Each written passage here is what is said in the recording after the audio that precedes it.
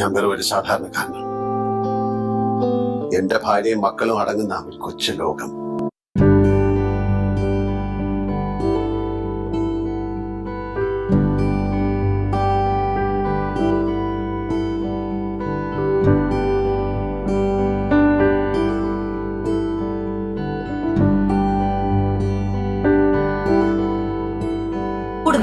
പൊങ്ങച്ച പറയുന്നത് നീയാ.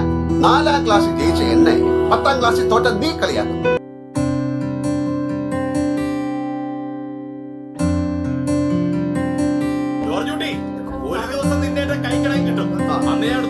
ഞാൻ എന്തിന് പോലീസിനെ പേടിക്കണം? ഈ നിമിഷം വരെ നിയമവിരുദ്ധമായിട്ട് ഞാനൊന്നും ചെയ്തിട്ടില്ല. നാളെ തൊട്ട് ചെയ്യാൻ ഉദ്ദേശിച്ചു.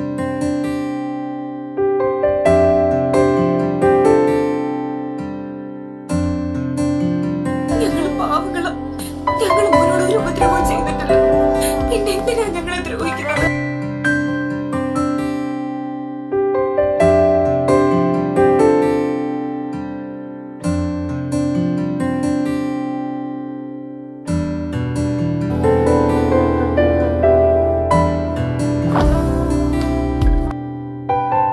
എനിക്ക് ജയിലിൽ പോകാൻ പേടിയാ. ജയിലിൽ പോയല്ലോ ഞാൻ ജീവിച്ചിരിക്കുമ്പോഴാ.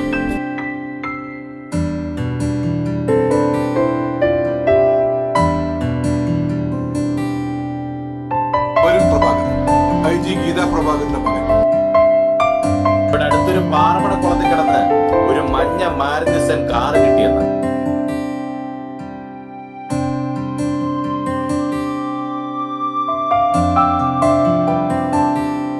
അതിന് ഓഗസ്റ്റ് 2-ാം തീയതി ഞങ്ങൾ ഇവിടെ ഇല്ലായിരുന്നു. ഒരു ധ്യാനത്തിന് പോയി 3-ാം തീയതി വൈകിട്ടാ വന്നത്. അത് കണ്ടുപിടിക്കാൻ നമുക്ക് വലിയ ബുദ്ധിമുട്ടൊന്നും ഉണ്ടാവില്ല. ആഫ്റ്റർ ഓൾ ഹൈസ്കൂൾ വിദ്യാഭ്യാസം പോലും ഇല്ലാത്തൊരു സാധാരണ ഗ്രാമീണനാണ് അയാൾ.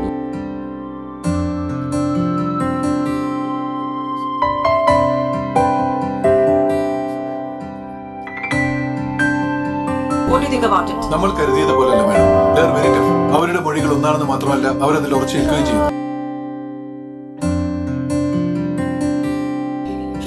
അല്ലെങ്കിൽ ഐ അണ്ടർഎസ്റ്റിമേറ്റഡ്. വെറും 4ാം ക്ലാസ്സുകാരൻ നാട്ടിൻപുറത്തുകാരന്റെ ബുദ്ധിയല്ല അയാൾക്കുള്ളത്.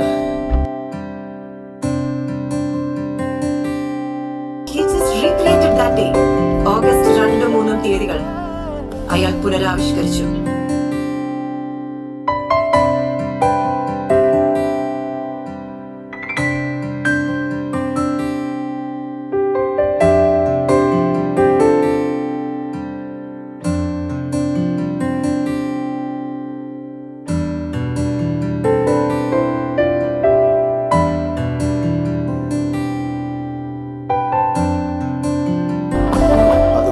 സാറും ഈ പോലീസ് സ്റ്റേഷനും എന്നെ സംരക്ഷിക്കുമെന്ന് ഞാൻ ഉറച്ചു വിശ്വസിക്കുന്നു.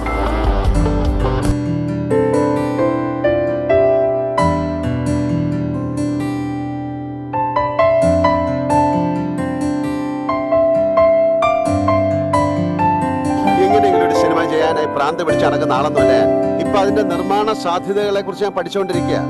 എല്ലാം ഒത്തു വന്നാൽ മാത്രമേ ഞാനത് ചെയ്യൂ. നമ്മുടെ സിനിമയില് ആരാ നായകൻ? കാശൊക്കെ എടുത്ത് സിനിമ പിടിക്കാൻ പോകുന്നതിന് മുമ്പ് അഞ്ജുനെ കെട്ടിച്ചു വിടണം.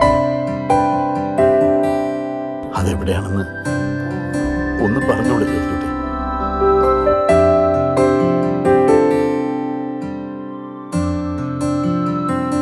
ഒരിക്കലും കണ്ടുപിടിക്കപ്പെടില്ല എന്നൊരു ഓവർ കോൺഫിഡൻസ്.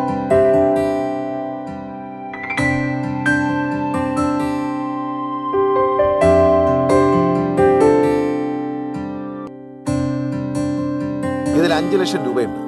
ഇനി പറ, നീ എവിടെയാ ജോർജ് കുട്ടിയെ കണ്ടത്? സാറിരിക്കുന്ന police station.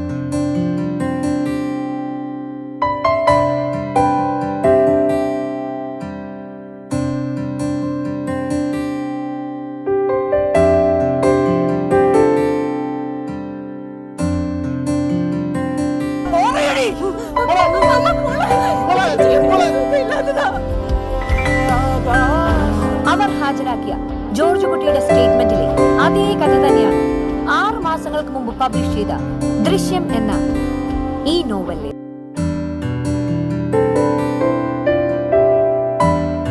As per DNA report ഈ സ്കെലിറ്റൻ വരേണ്ടതല്ല.